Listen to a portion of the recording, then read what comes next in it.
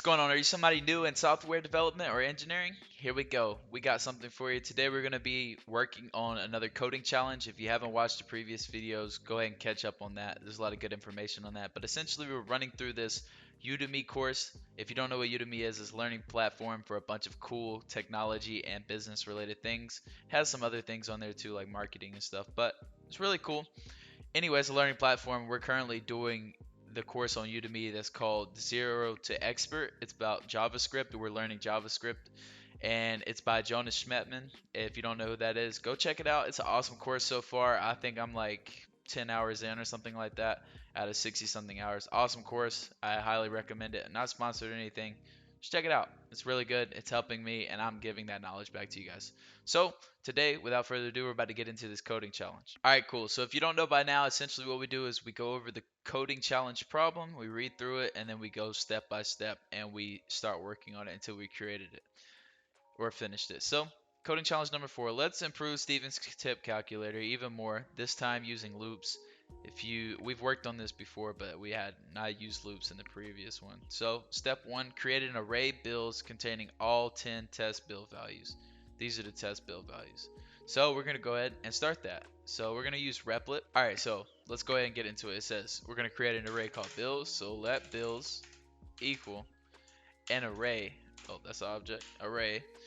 And it needs to be filled with these particular data points. So 22. These are right here are the bills. And next is going to be, I'll read it for you guys. Create empty arrays for the tips and the totals. So an empty array for tips and an empty array for totals. So let's go ahead and do that. Always put your semicolons at the end. And it's good rule of thumb to just put semicolons wherever you think the semicolon should be. One being that if you are doing that, you're going to be looking at the line of code, making sure it's correct while you're putting the semicolon. And if the semicolon doesn't belong there, the debugger will tell you anyway. So let tips equal empty array. Let totals equal empty array. All right, next. Use the calc tip function we wrote before. No need to repeat to calculate tips and total value. Bill plus tip for every bill value in the bills array. Use a for loop to perform the 10 calculations. Alright, so we're going to go ahead and copy paste over this calc tip. If you don't know what that is, then check out the previous videos. It will have some good information on how we built this. Alright, check it out, guys. So what we got here right now is that's the original information, and we have this function right here. So if the bill is greater or equal to 50 or less than equal than 300, it's going to multiply it by 15%. If not, it's going to be 20%. So we're iterating over this array right here with this for loop. And so what we're going to do is we're going to create another variable called tip. So let tip equal to, because it's going to give us the tip, and we're going to call on this function, this calc tip function. And what we're going to do, we're going to set it to every value in this array, so that way we get every single tip value. And then what we're going to do is we're going to push this into the tips array. So tips dot push tip, and we're going to close that. And then we're going to push the tips, and then we're also going to push the tip values and the bill value into the totals. So totals dot push tip plus bills at every single value in the bills array. So that way it'll be the total plus the tip at I. Boom. And so we're going to console.log every single one of these so you can see it. So bills, and then tip, and then totals. So if you look, wait, this is going to be tips, and then this is going to be, yep, there we go. So if you look right here, this is the bill, 22 bucks, and then this is the percentage, 4.4, and then this is the total. And it's the same thing through all of these. So that's what that is. Now we're going to work and look on the bonus. So for the bonus, write a function calc average, which takes an array called ARR as an argument. So we can go ahead and write that right now. So we can write that, we'll write it right here. It's a function called calc average, which takes an argument called ARR, and we're gonna see what else that says.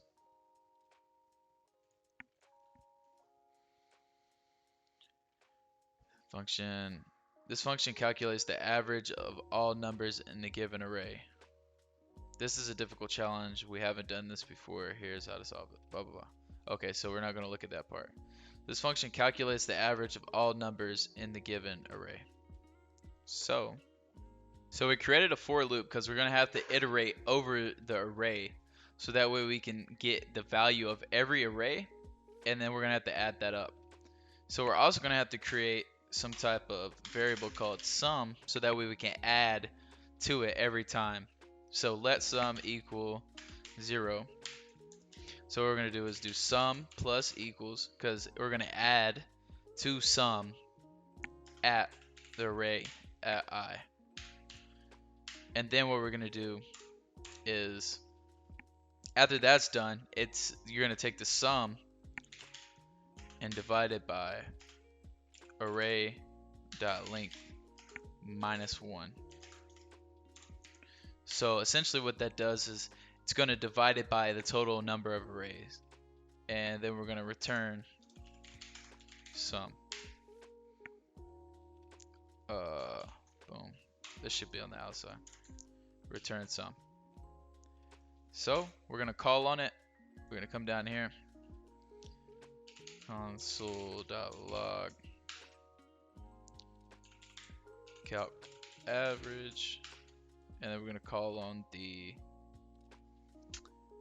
totals array.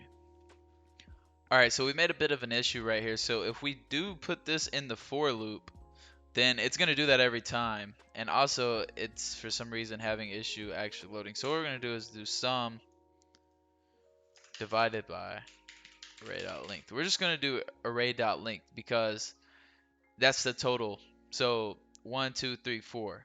But if we do minus 1, it's going to be 0, 1, 2, 3.